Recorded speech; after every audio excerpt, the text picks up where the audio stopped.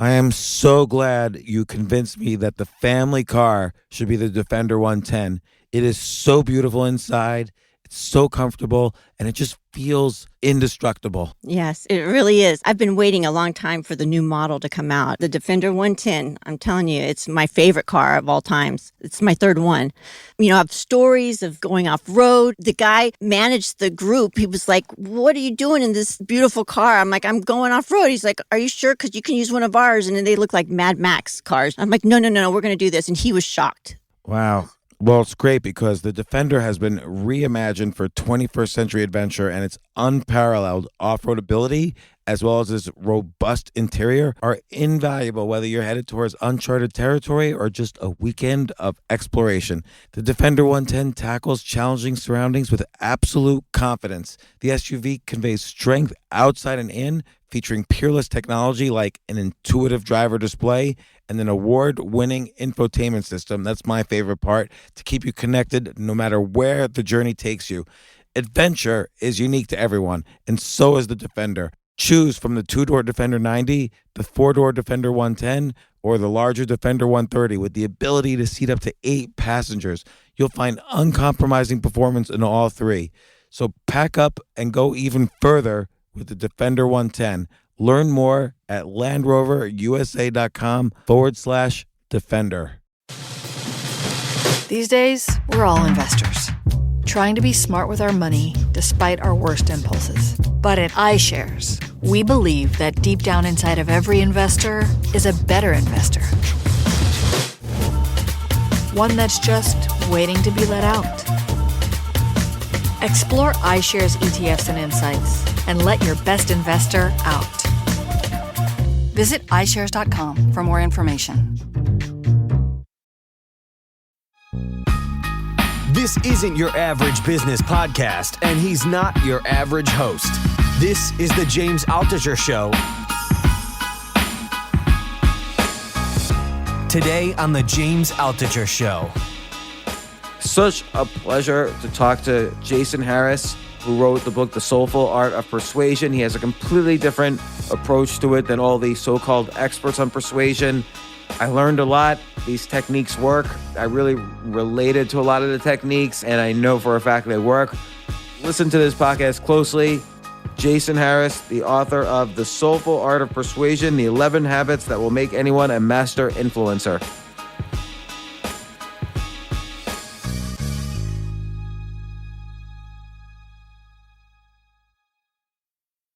Let's talk about The Soulful Art of Persuasion by Jason Harris. This is a great book because normally you see books about persuasion where it's like, oh, if you cross your legs, and then everybody else crosses their legs and they start obeying your every command. And I just think that academic research is just bullshit. And the stuff you say here really resonates with me, in particular, the relationship between storytelling and persuasion. And no one's pointed this out except you, among other things in the book, but persuasion and skill development, which I thought was very interesting. And that's really true. But maybe we could start with, oh, and look, you got Ryan Holiday on the back, Lewis Howes. Like, you think get me on the back? Well, I always wanted to meet you, and now I'm meeting you. Now, next book, you'll get me on the next back. Next book. But by the way, speaking of next book, before we talk about this book, I had 2 book ideas for my next book floating around. One of them I can't do anymore because I got your email yesterday, life advice from people over 100. Oh, okay. I wanted to write a whole book about people on their way out and what advice they had for people on how to live. Cool, though. I love that idea.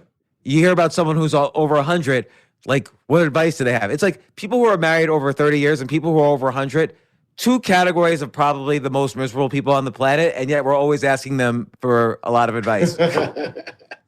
So I'm in advertising. You were in the space. The way I build a successful company that's independent, no investors, we're $50 million a year in revenue. That's great. Totally bootstrapped. It took a long time, obviously. But I remember reading a Gallup poll that said, what are the most dishonest professions in America? And number 1 was politicians, which you would expect, right? Yeah. Number 2 was car salesmen. And then number 3 was advertising practitioners. And I thought, well, that's pretty shitty that people think our business is so dishonest. And so I sort of thought, well, I built a successful advertising business by persuading people to hire us and then persuading consumers to react to the ads that we put out there to move units. And I've done that through what I think is a more soulful networking, relationship building way that isn't shady or predicated on fooling people, or persuasion that's about mirror and matching. And like you were saying, it's not about like, well, if this guy likes golf, then I'll play golf. Or if she loves chess, then I'll learn chess and become a good chess player. So I felt like I had something to offer in a way that I built my business, which I think was more authentic and true. And it seemed like the right time for this book to come out because we're living in such a bifurcated culture. And I felt like this is a more true way to be an entrepreneur. And I want to add that this book also is not just for persuading as an organization or how to get your company to persuade more customers. I really resonated with this on an individual level. Like, persuasion has like a bad rap to it. Like, you have to be inauthentic to persuade someone of something, which I think is a real scarcity way of thinking. Why can't you be who you are and then people like you enough to be persuaded by what you say? And you address this. It's the second to last chapter or third to last chapter. You reference Tim Ferriss learning a new skill every year. But if you begin the process of mastering a skill, it adds a new competence to your demeanor. People could see the competence. And I think people do listen to people who know what it is to work hard and improve at something and learn something difficult. And it's the package that makes you that's persuasive, not some techniques or tricks. Yeah, it's also being an original, being yourself, totally being yourself. Everyone else has already taken the Oscar Wilde quote, famous Oscar Wilde quote, that your uniqueness and your idiosyncrasies, that's what makes other people gravitate towards you. Or it's hate me, in my case.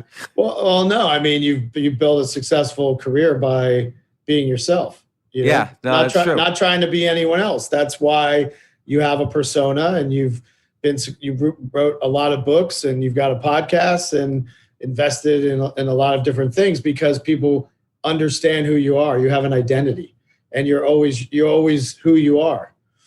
But sometimes when you say, particularly when you say, hey, if you want to be more persuasive, you got to be who you are. There's a fine line there. Like, I could almost picture people taking notes. Okay, right, yeah, be who I am. So it's almost like then they're not going to be who they are because they're thinking that's something, another task they have to perform. Okay, I got to put this in the be who I am category. Yeah, it is a task actually. Like, learning who you are is a task, and there's ways to do that. Writing down your value system, the things you care about, the things that interest you, your passions, and going to explore those passions.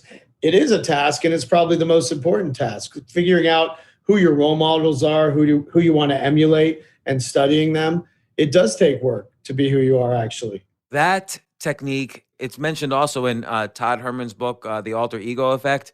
The idea of finding the people you really look up to, emulate, almost like virtual mentors. This is a real worthwhile technique for finding out who you are, because who excites you, the people who inspire you, they're triggering something that's real inside of you. Not like, oh, I need to be like John D. Rockefeller in order to be rich, but more like, oh, I need to be like this person because I really admire what they've done in life. And like, who inspires you? Who do you study? Who virtually taught you some of the things about yourself? I mean, my biggest inspiration is David Bowie. And you mentioned that him. Yeah, I talk about him all the time because I would study his interviews. I would look at how he constructs his music, and the fact that he was unabashedly who he was, and he was always reinventing himself with new ideas and new characters, which seems counterintuitive because if who you are, why do you have to add other layers? But he was always on a journey of self-discovery, and he, I could never do it the same way he could, but he never cared what anyone thought. And when he started in the music business, quick story, his first album, he was Dave Jones at that point. They wanted him to do folk music like Bob Dylan because Bob Dylan was really popular. And he did a whole album of folk music that sold like 10 copies. And he went away and studied in a Buddhist monastery, did experimental arts. He became a mime. He did all this weird shit that David Bowie would do. Then he came back and started writing music for himself. And that's the David Bowie that we know now. And that to me is like proof point of don't do what other people are telling you to do. And they want you to be in this nice box that can sell. But if you're true to who you are and go find yourself, you're going to become one of the best recording artists of all time, possibly. And that to me, I always stay true to that, because in business, in life, you people want to put you in the box that's comfortable for them, and you're never going to succeed that way. I mean, you talk about that in your work all the time. Yeah, no, and I appreciate you saying that. And what's a time when you felt like you were persuading where you weren't yourself? Like, what set you on the trajectory of, you know what, I gotta do this right. I'm not gonna do this the BS way. I'm gonna do this right. Were you always this way, or like, was there a moment where, not necessarily a moment, but was there a bad persuasion that kind of woke you up a little bit? There was, there's probably been like different times in my life, but I was, in business early on in the company, I was persuaded to start. Remember when Vine was popular? Yeah. Yeah. Right. I was persuaded. You talk about Vine. Yeah, I talk about that in there, but that to me was like a business case where I was like, all right, I'm not gonna try to go for a get rich quick scheme or do something that in my gut I don't believe in, or I don't value. And we created this like search engine for Vine. We spent a ton of company resources. Other people had persuaded me and convinced me that we were going to flip it and sell it to Twitter for a ton of money, because if you remember Vine, you could never really search for videos very well. And then we launched the product, and then a week later they killed Vine. And I was like, I just spent all this fucking money, and this product, I didn't even like Vine to begin with. It wasn't something that was true to me. And I realized you should never spend money or invest in things that you don't really believe in, they're not true to who you are or what you believe or that you think will be successful. And that was a really hard lesson, and I never did that again. Well, and there's so many reasons behind that as well, because whenever you start any business, you have to be able to validate the idea. And who better to validate the idea than if you're building the business that you would use? If you wouldn't use it, you need other resources. You need to spend energy now validating the idea. But if you are obsessed with Vine and you totally would use this, and this is what Vine users have been waiting for, and you know that deep down, you don't need to validate the idea. You just validated it. Because then it would be true to who I was. But I did something that I didn't care for, And so there's a couple instances where that I got talked into something that I really didn't believe in, or maybe sold an ad or advertising product or an idea to a client that I didn't really believe in my gut, that didn't move the needle. It didn't work. So I really quickly in my career stopped doing that. If I don't believe in it, I can't sell it, and I'm not going to back it. Yeah, like I remember one time I was pre your agency, but I had a small agency. I was selling Philip Morris, the cigarette company. Philip Morris owned Kraft, and they were also the Kraft cheese company and the Philip Morris cigarette company. And so I remember I go to the meeting, and it's in a conference room right on like 41st and 42nd and Park maybe. And everybody's around the conference room smoking, around the table smoking, and there's plates of cheese cubes in the middle. And I hate cheese with a passion, and I don't smoke. God. And here I am, and I don't believe people should smoke, and I personally would never recommend cheese to anybody. And here I am selling my hardest to get this client. And maybe that's why I really hated that business, because I don't think I was ever myself when I was doing that business. Did you sell what you were selling? Did they buy it? Yes, they bought it. Oh, wow. That's unusual, because usually people will have really good bullshit detectors, and they could tell you, well, I don't know, you fooled them. No, but you know what it was, is that I believed in the internet. And this was in the mid 90s when not everyone did believe in that, and not everyone had a website.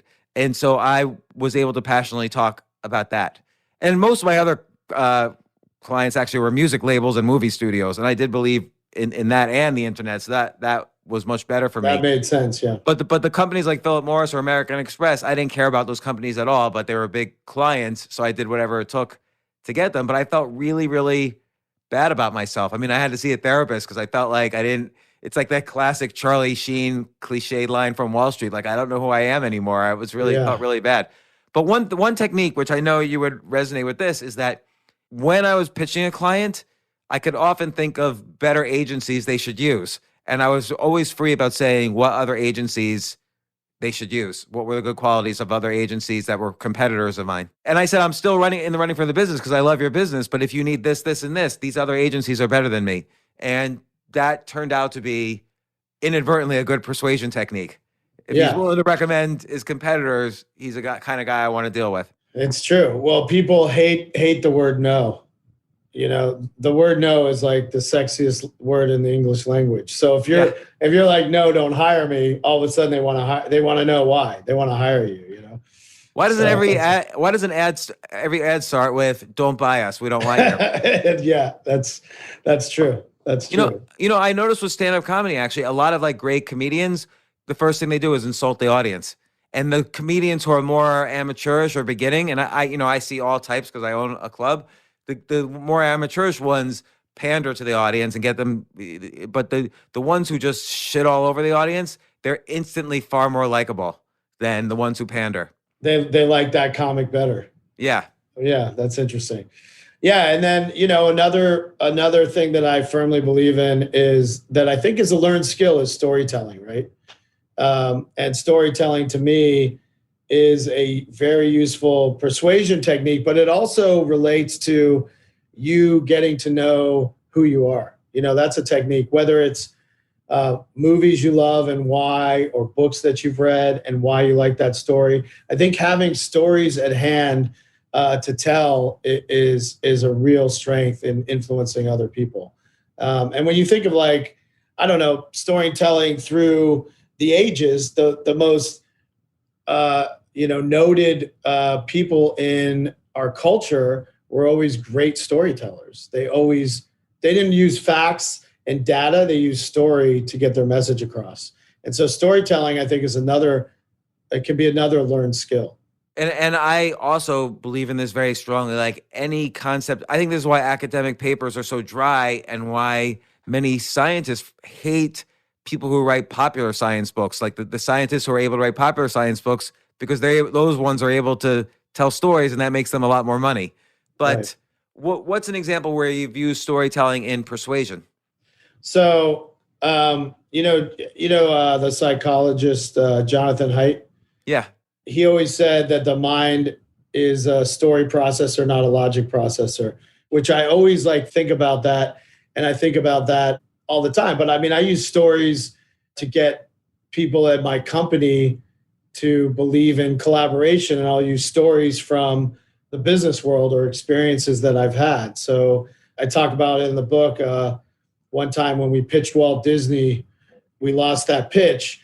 And I use that as a metaphor for preparing when you're meeting with clients or pitching a deal. And the story was, it was me and my other partner that we started the business together, Tommy Means.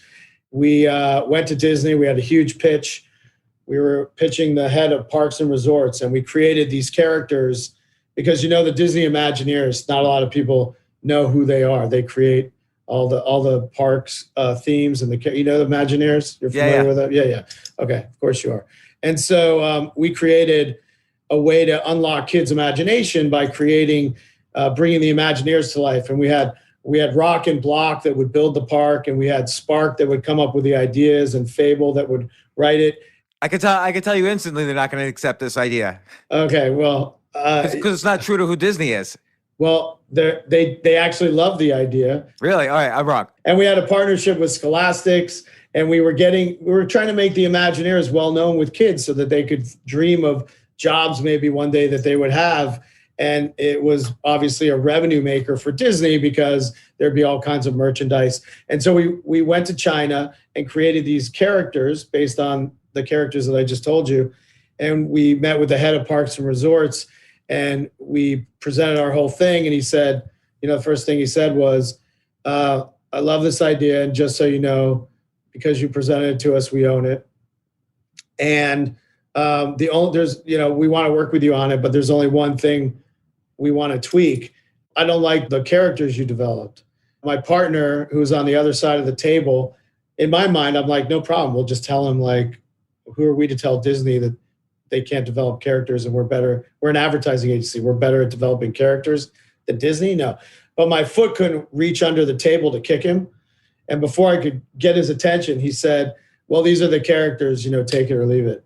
Oh my God. Well, can I ask you a question? Why would he say that? Because the reason I had that gut instinct that I had was Disney spends billions of dollars creating characters. Like, they'll spend $6 billion for Pixar's characters. They're only buying the characters. They're not, they're buying a backlog, but they're really thinking about the future. Yeah, right.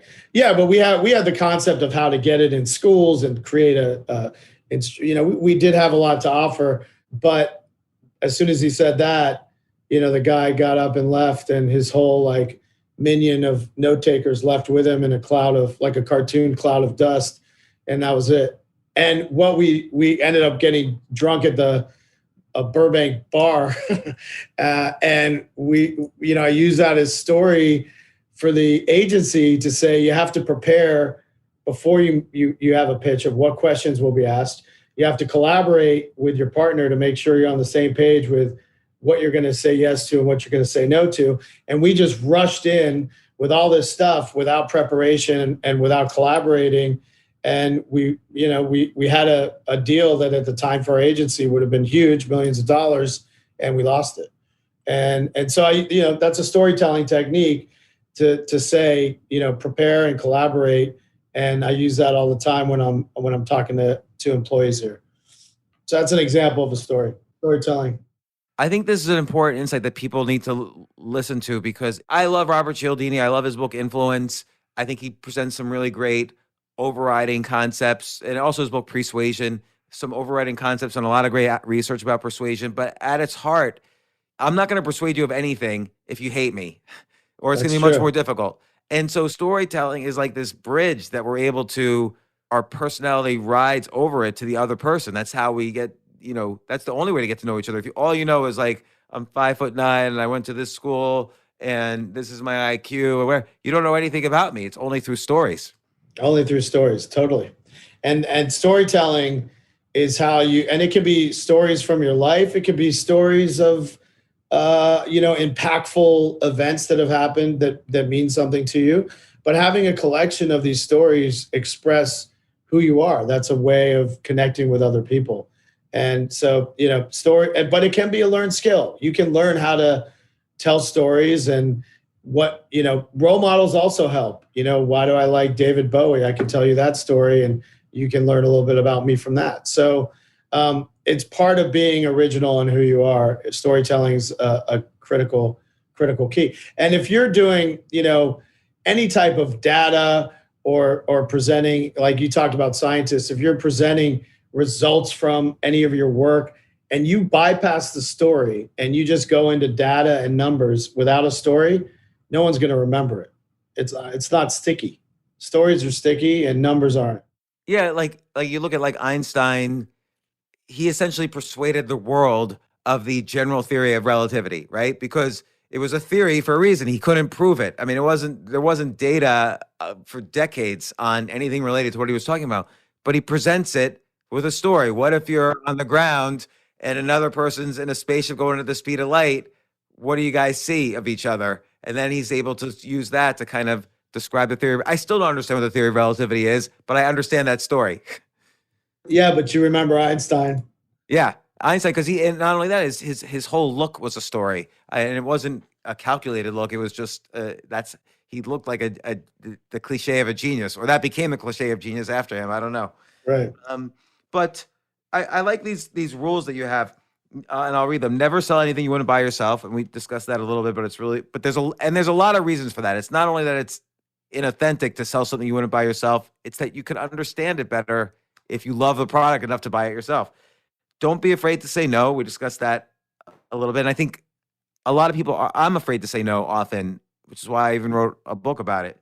never let relationships drop to zero. What do you mean by that? So that is that's sort of always been my approach in building a business. And I don't know if you approach relationships the same, but if you're pitching someone and you're investing time, and this is personal and business, if you're investing time to get to know someone and they turn you down and you don't get that business, you still created a connection, and that connection can wither away and you can never talk to that person again, or that connection can live on. And so if you're building that connection, you should always stay in touch with people. And you can stay in touch with people by sending them a text, sending them an article about something. If I know that you love NFTs and we connect, maybe I'll send you something about an NFT in 3 months to stay on your radar and not let our relationship drop to zero. And that's a simple but practical use of doing that. Yeah, I was talking to Jeff Immelt the other day, who was the former CEO of GE for 16 years, and he said a similar thing, which is that we'll always spend time each day contacting people you don't need. People want to know you're not just calling them when you need something, and for him, that was a very authentic way to operate, and it worked. It served him well. That's a very powerful technique. Yeah, so it's easy in business and in life to just march forward.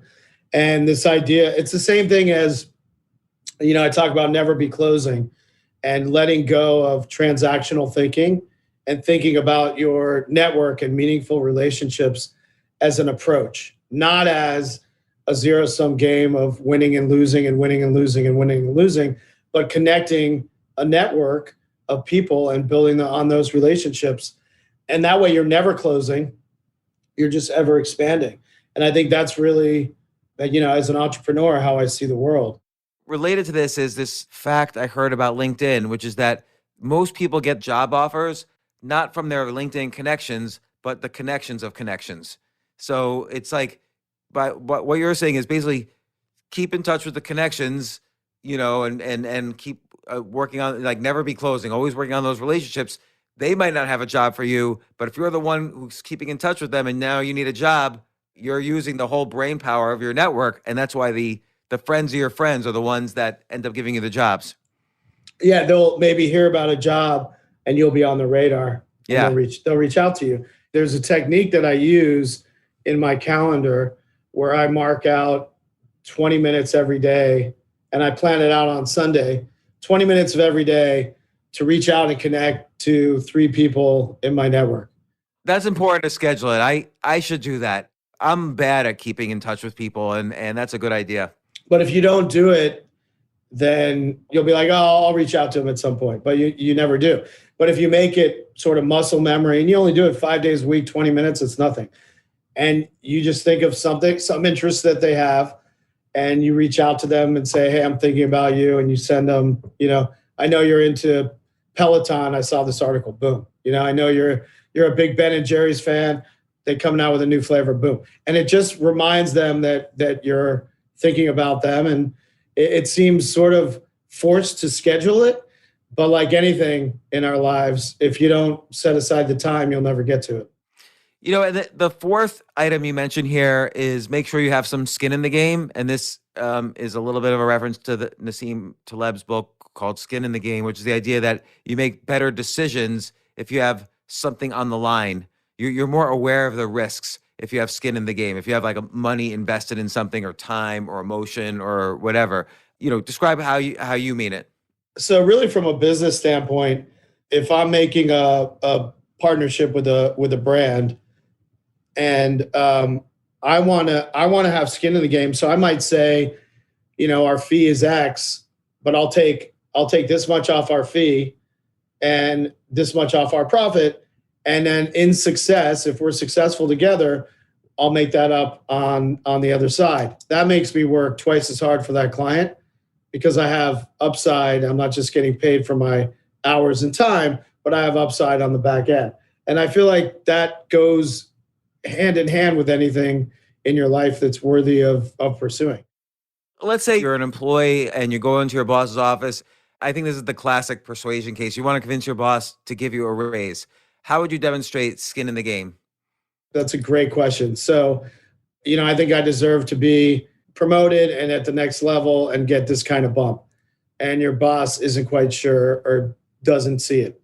You could say, all right, how about I take on this one detail or one function of what that new role would be, and I'll do it for 3 months. And you can tell me if you think I did it successfully or not. And then you do that. That's skin in the game. It's extra work for you. You're not getting paid for that extra work, but you're going in and doing it. 3 months later, you come back. It's going to be hard for that boss to say, well, I don't think you're ready or you don't deserve it. You've already performed this function virtually for free for your boss. And then your boss can say, yeah, you're right. You're ready to move on to the next level. That's one example off the top of my head, but I think that's you putting skin in the game and putting in extra hours to prove that you're worthy of that bump.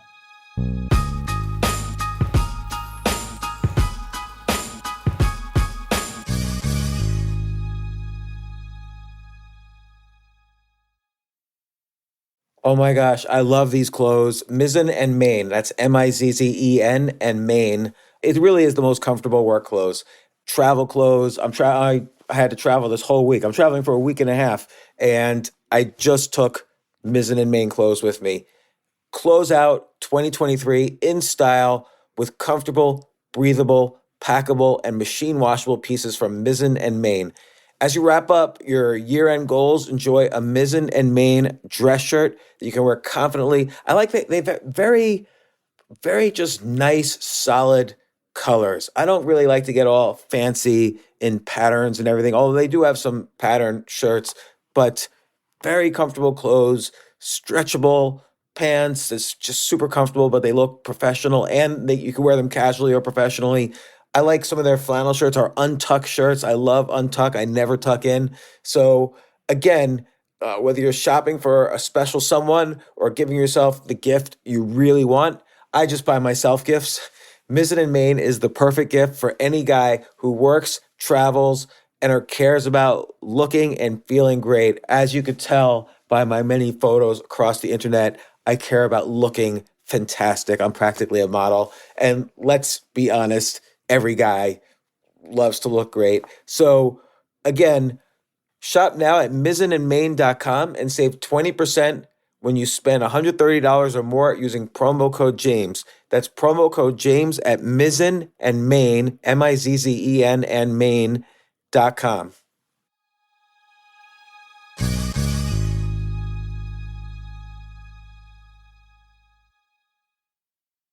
You know what I love about fantasy sports is that even though I'm not going to be a great basketball player or a baseball player or a football player or whatever, I feel like I get to participate and make decisions and use my knowledge of these different leagues or these different sports to compete. So it's like I can pick my team or I can pick my favorite players, and I could use my knowledge to make predictions and maybe even make money. So with the basketball season here, you can now pick combo projections across football and basketball from the Specials League on Prize Picks. This is a league created specifically for combo projections that include two or more players from different sports or leagues. Want to play alongside some of Prize Picks' favorite players like rapper Meek Mill and comedian Andrew Schultz, who's also been a guest on this podcast, and I've been a guest on his? You can now find community plays under the promos tab of the app to view entries for some of the biggest names in the Prize Picks community each week. Look, Prize Picks even offers a reboot policy so that your entries stay in play even if one of your players gets injured. For football and basketball games, if you have a player who exits the game in the first half and does not return in the second, that player is rebooted. Prize Picks is the only daily fantasy sports platform with an injury insurance policy. What? So, I love playing it. I love anywhere where I can use analytical ability with my interests to demonstrate some skill and maybe make some money. And I like the game-like aspect. I do wish they had chess as a category on prizepicks.com, but I'll settle for what they've got. Maybe I should make my own fantasy chess league. But in any case, I love Prize Picks. Go to prizepicks.com/James. Use code James for a first deposit match up to $100. That's the easiest $100 you're ever going to make. So that's prizepicks.com/James and use code James. Daily fantasy sports made easy.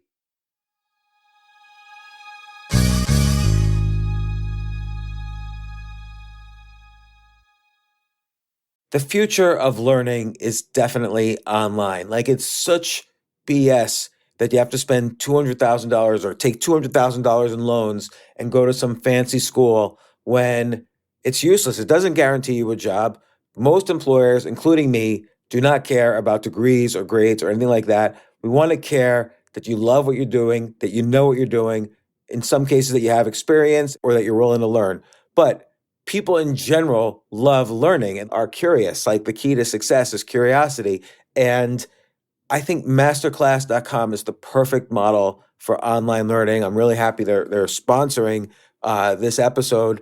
If you're going to give a gift, give the gift of learning. Masterclass makes a meaningful gift this season for you and anyone on your list, because both of you can learn from the best to become your best, from leadership to effective communication to cooking. Let me tell you some of the classes I've taken. I've taken comedy from Steve Martin. I mean, can you believe I can take a class from Steve Martin on comedy, or Judd Apatow, my favorite comedy director? I could take an actual class from him on writing. Wolfgang Puck on cooking. Dan Brown on writing, or Judy Bloom, who's been on this podcast, on writing. By the way, Wolfgang Puck also has been on this podcast. It's such a pleasure. I try to take classes all the time from masterclass.com. And whether you're watching Masterclass on TV or listening in audio mode in the app or on their site, the quality speaks for itself. It's like these Masterclass instructors are your own personal mentors that are going to help you reach the next level. How much would it cost to take one-on-one classes on comedy from Steve Martin or on chess from Gary Kasparov? You just wouldn't be able to do it. But it would cost hundreds of thousands of dollars. With a Masterclass annual membership, it's $10 a month. Memberships start at $120 a year for unlimited access to one-on-one classes with all 180 plus Masterclass instructors. So it's not just $120 for one instructor. You get all 180 plus Masterclass instructors. Boost your confidence and find practical takeaways you can apply to your life and at work. And if you own a business or are a team leader, use Masterclass to empower and create future-ready employees and leaders. That's the real education in today's world. So this holiday season, you can give one annual membership and get one free at masterclass.com/JAS. JAS, of course, stands for the James Altucher Show. So right now you can get two memberships for the price of one at masterclass.com/JAS. Masterclass.com/JAS. Offer terms apply.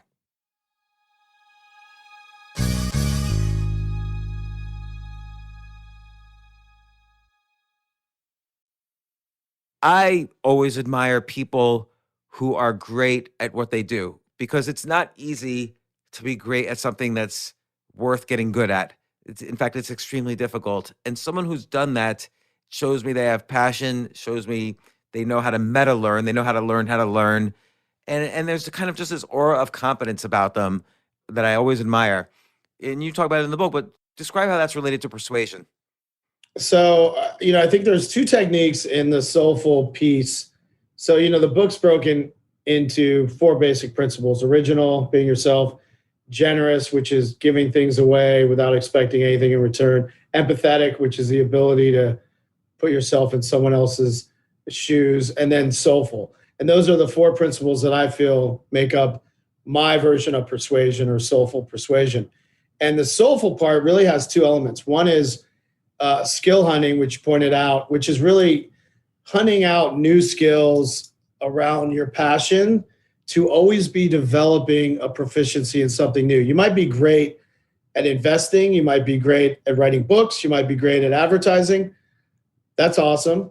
But you also can learn, how to cook, how to garden, how to box, how to do karate, how to play bass.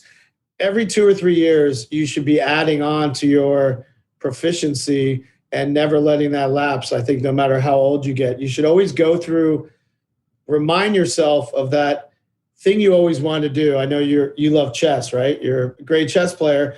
I watch Queen's Gambit like the whole damn country. I started to learn how to play chess. That's like my new thing. And man, it's very hard, by the way. I'll give you lessons. We'll get you. All right, that'd be awesome. I'm serious too. If you, because I believe that just as Einstein said too, is that you can't understand anything unless you can explain it simply. Well, no one's been able to explain it simply, but that'd be great. I'd take you up on that. So, that's my current thing is I'm going to spend like 2 or 3 years trying to get moderately capable at chess, and then I'll move on to something else, but I'll still play chess. I did that with like learning the bass, learning to cook, etc. And so I think every couple of years, it's good practice to add new skills to your arsenal and to your tool belt. But you have to always, like right now, I'm in the suck part. Like, I don't get it. I'm trying to read about it. I'm trying to calculate, 3 moves ahead. And I'm in the part that sucks. Like, it's painful. No one likes to be shitty at something. But I'm going through that suck to get to the other side and to turn around and say, hey, I was able to get okay at chess. But this is the great thing about learning almost anything is that, and this is going to sound counterintuitive, but they all suck and they always suck. Chess never gets better. It always sucks. Some things get better, which is that you appreciate the nuances a lot more. It's one of those things, the more you know, the more you realize you need to know, and the more you appreciate, just like cooking, just like tennis, chess, math, whatever, business. But anything worth doing is going to suck most of the time because as you move up, you're always competing against good competition. And as you get better, you're competing against better competition. And I just watched a video this morning and I only say this because this is true in every industry. I watched a video of the strongest player in Canada lose a game because he made a blunder like anyone else. And he yelled a curse and threw a chair across the room. This is the guy who's the strongest player in Canada and has been a professional for 20 years. What do you enjoy playing it now, don't you? Oh yeah, I love it. Yeah, but I will. But it sucks when you lose. And if you lose, like let's say you're winning a game the entire time, and then you just make a shitty mistake at the end. That is just the worst feeling because when you're creating a masterpiece, and you're thinking about this is how I'm going to explain it to people. Like it's so great. It's like there's going to be books written about this game, and then you just like drop your queen for no reason. And you're just like, I didn't see that coming. Yeah. This was the Bible for me, and now it's like just a bad pamphlet. Like it's nothing. That's a bad pamphlet. But yeah, I mean, I learned. I've been learning how to box for like 4 years. That was like a new skill for me, and I thought, there's 6 punches. Like, how hard can it be to learn that skill? And you realize with anything, even something with 6 punches or chess with like infinite moves you can make. It's infinitely complicated. Like it's very hard to master those new skills, but the learning and the development and the way it wires your brain, that's like incredibly useful, but it makes you more influential and more persuasive that every couple of years you dig into something new because very few people do that. So I think skill hunting is an important thing for people to get with. Explain why, because it's not like you're trying to persuade people about boxing. What is it about the process of learning a new skill, good enough to be, let's say, above average at it? What is it about that makes someone more influential, more persuasive? Anytime you're learning a skill, it tweaks slightly how you see the world from the thing that you're learning. And I think the fact that you're even doing it, I think, is inspirational to people that you're even trying to master something hard and new when most people wouldn't really try to learn a new skill. But I also think every skill that you develop, there's some new element of how you see the world or how you approach things. It also gives you confidence in yourself that you can go through the suck and get out the other side and repeat that. And I think that makes you, I don't know how to measure it or put it in a bottle. It's a vibe. It makes you more influential and more inspirational to other people. I think also it makes you more confident. And right. You talk about positivity in the book too. To be great at something, you have to be positive through the suck. You have to be able to think, okay, I suck now, but I know if I apply these principles of learning and I put the time in, I'm going to be good at this. And that's a positive framework. It's a growth mindset versus a fixed mindset. That's right. And it also makes you stick with something, right? It makes you not quit. It makes you comfortable with sucking or failing or losing, but then sticking it through to get to the other side. So I think those are other skills that it develops. And I think once you've got a successful career, once you maybe have some money or financial means, and you're not going through the suck and you're not learning new skills, you are at a fixed mindset, right? You're like, okay, I mastered this thing. I did really well at it.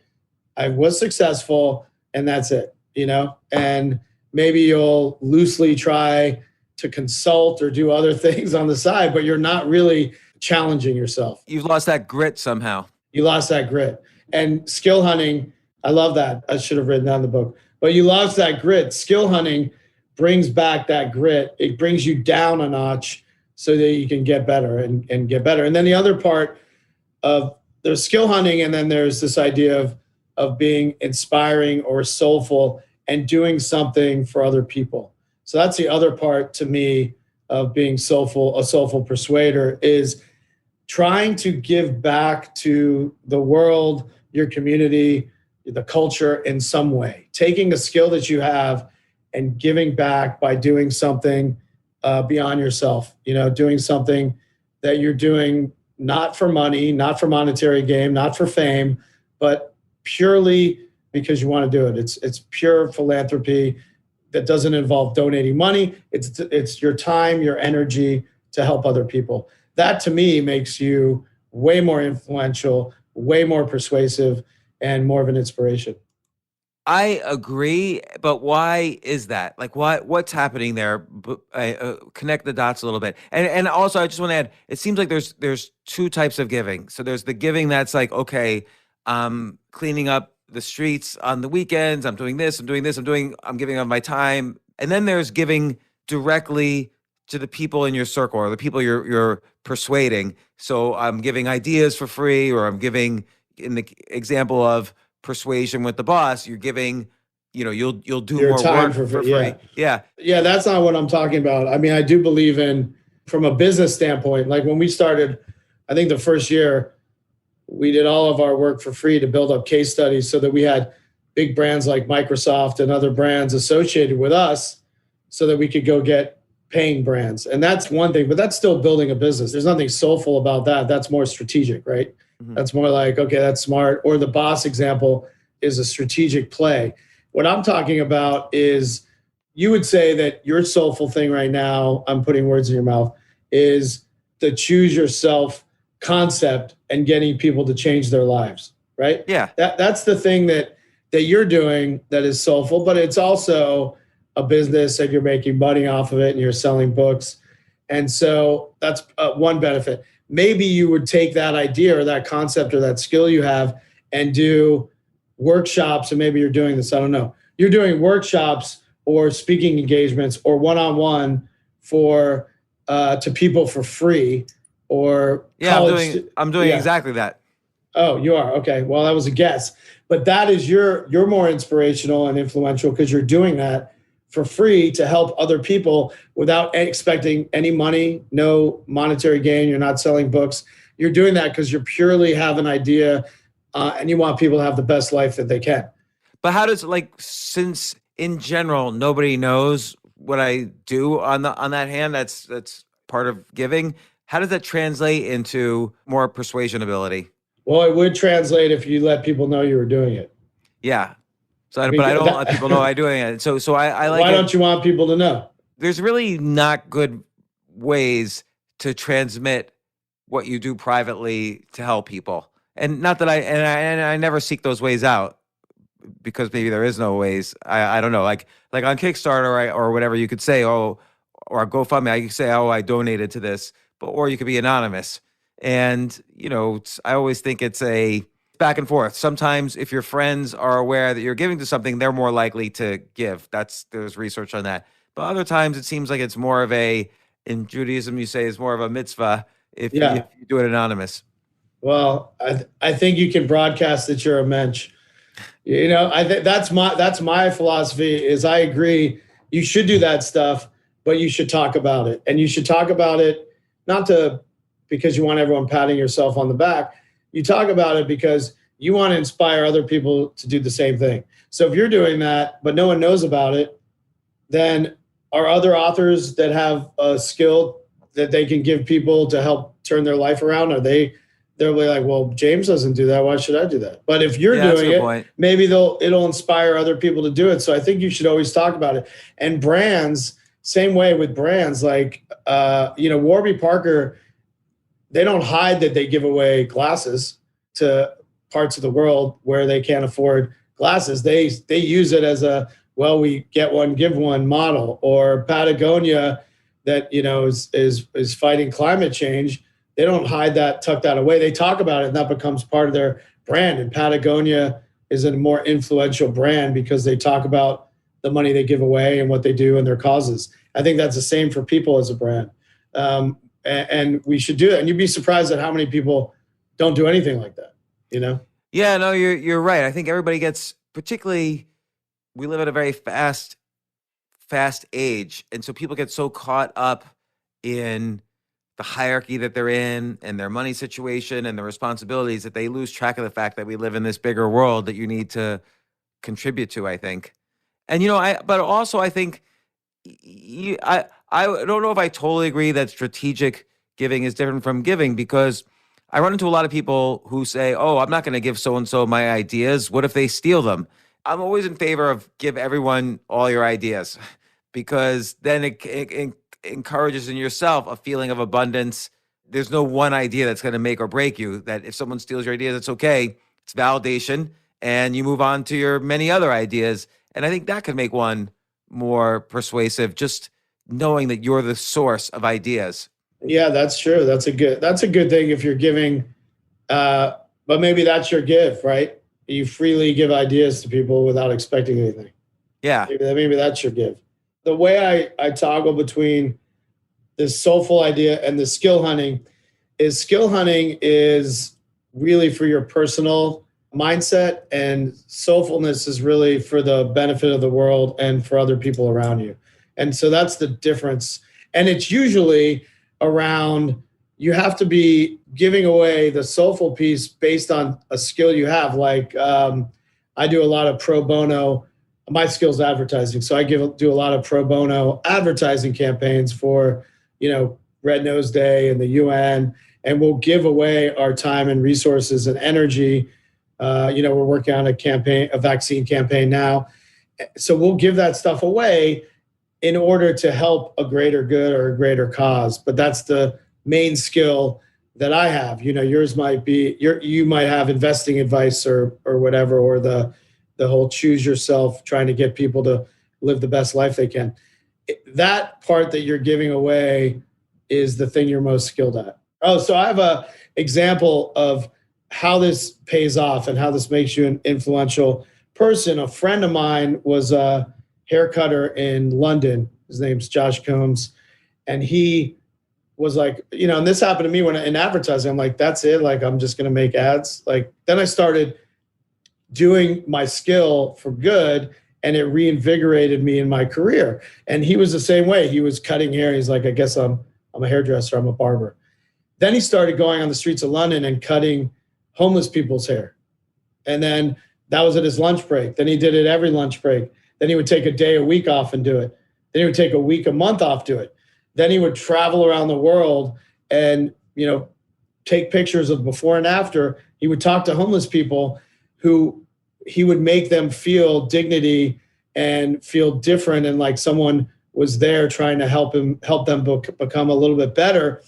And then he turned that into speaking about it and writing a book about it and turned it into a career. So he took a skill of cutting hair, turned it into being inspirational and building a new platform for himself off of it. So, if an ad man can do it and a barber can do it, anyone can do it. That's how I look at it. That story is in your book, and it's a beautiful story. I think it's finding those. It's almost like you have to find your niche in giving as well. Like if you just donate to a charity and host a ball or whatever, or a fundraiser, that's great, of course. But and that's what feels like the average philanthropist or act of philanthropy is, but it's really not. Like you kind of have to find your own unique voice even in giving.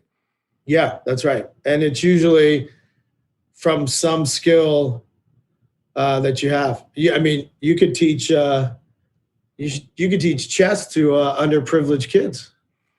Yeah, I mean, the good thing is there are a lot of educational programs for underprivileged on chess for underprivileged kids because it's sort of documented that kids who study chess end up doing better in school and jobs later on in life. So That's amazing. that's actually there's probably more underprivileged kids learning chess than privileged kids, even though it's thought of as this sort of stodgy, privileged kind of game. Yeah, yeah, awesome. And all of these techniques in your book, they're not techniques. This is sort of how one should live life. And then you create this aura of influence and persuasion around you. And that's what makes a leader.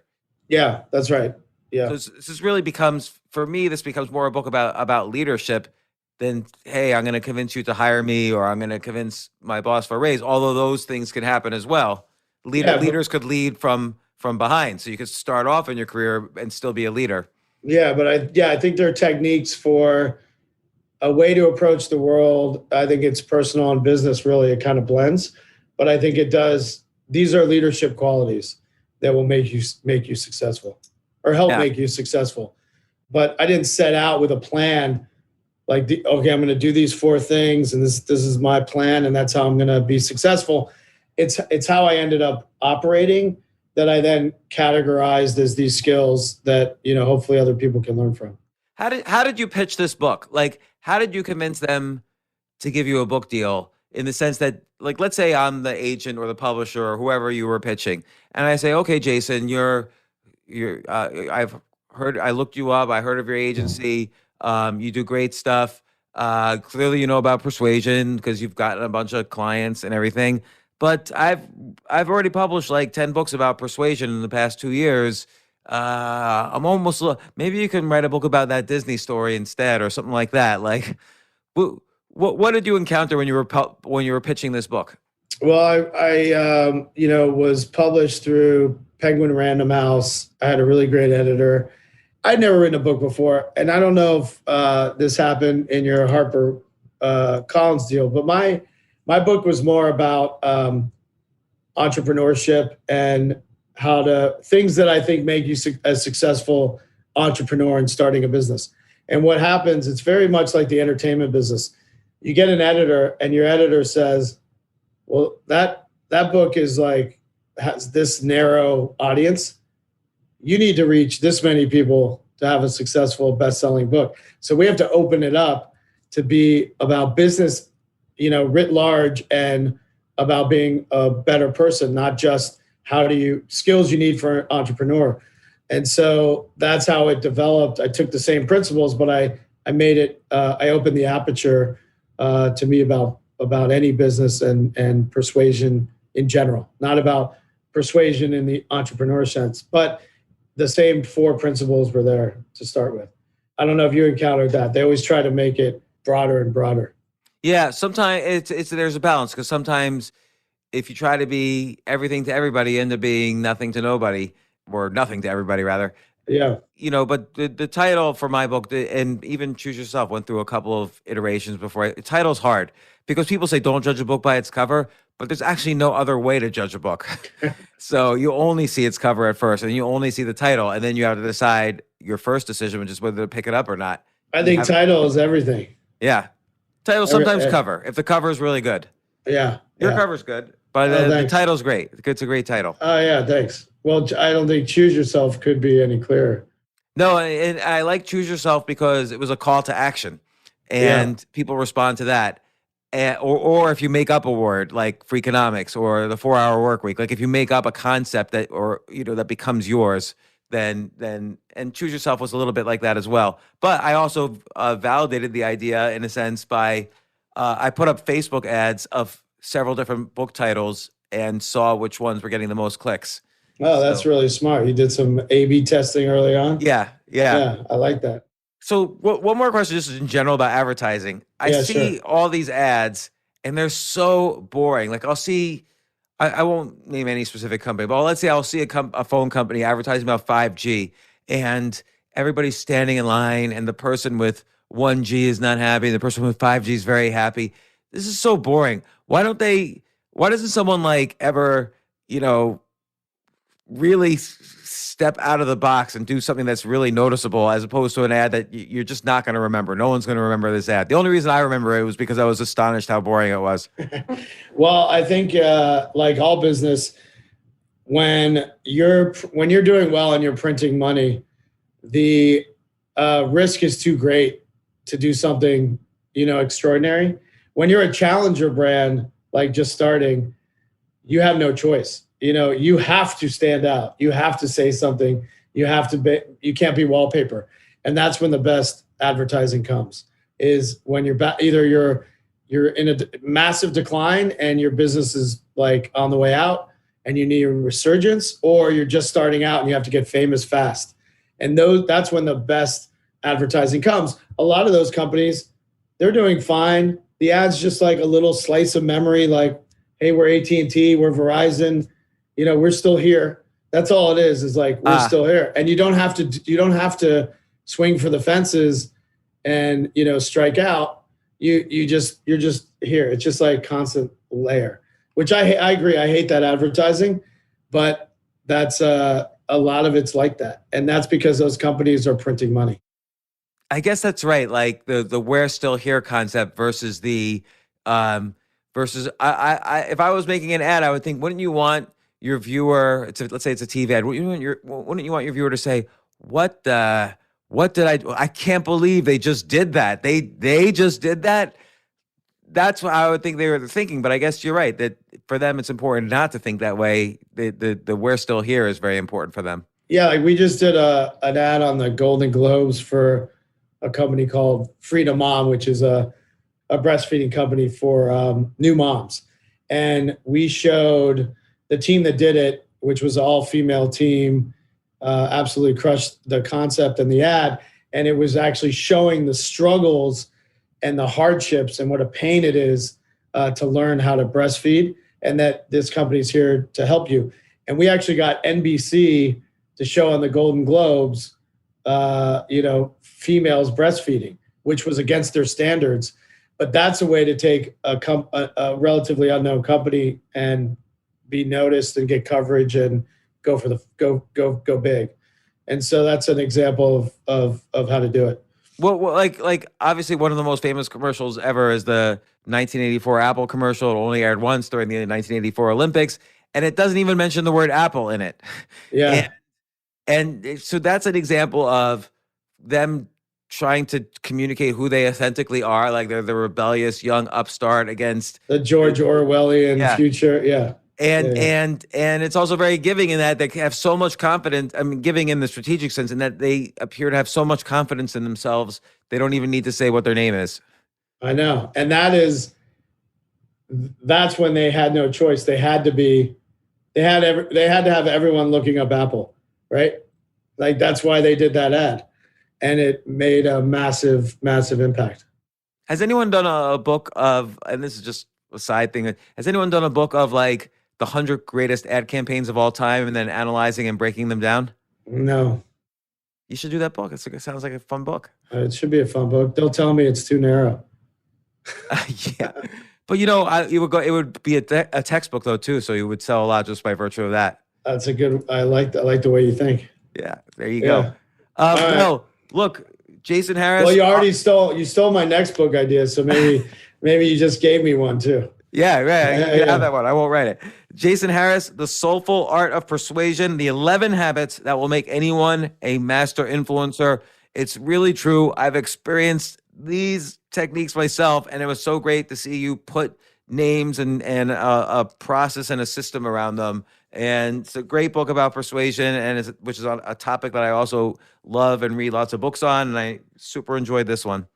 Thanks so much. Thanks for having me on. I'm going to take you up on that chess lesson. Anytime. We'll schedule it, and I believe in this learning technique that was explained to me by Frank Shamrock, who was a 10-year world mixed martial arts champion. He always had to learn new martial arts. So he had a technique called plus minus equal. and you find a plus, which is someone to teach you, and it could be virtual or real. You find equals, people who are at your level, who are rising up and passionate, and you challenge each other. And you find a minus, which is a negative way to say it, but it's you find people who Someone you you can can explain. beat. Well, someone you can explain to, yes. Yeah, But yeah, okay. you should be able to beat them too. But someone you can explain concepts to. So, and I find, because since the Queen's Gambit came out, I'm studying chess for the first time in 23 years. I haven't improved. I haven't taken a lesson in 23 years. And your skills decrease they atrophy the way muscles do. My skills are 50% of what they were when I was at my peak in 1997. But I now am using all these techniques to get almost as an experiment to see if the techniques I write about work. But I'm getting better than I ever was. My goal is to get not only as good as I was at chess in 1997, but much, much better. Oh, I love And that. when I give lessons, and I have a couple of people I give lessons to now, I see basic concepts in a completely different light than I ever have before. And then I notice them come up in my games now because I gave them as a lesson. I sometimes learn more from the lessons I give than the lessons I take. Wow, that's awesome. Well, I'll be your minus. Excellent. Let me know when, and we'll schedule it. All right. Thanks. Thanks, Jason. Yeah, talk to you soon.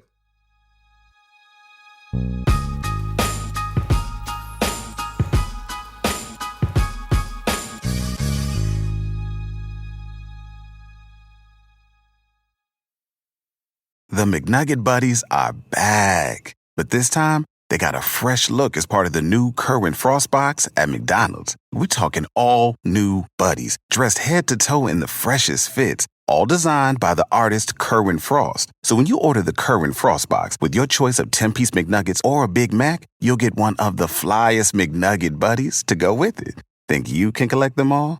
Ba-da-ba-ba-ba. I'm loving it. At participating McDonald's for a limited time while supplies last.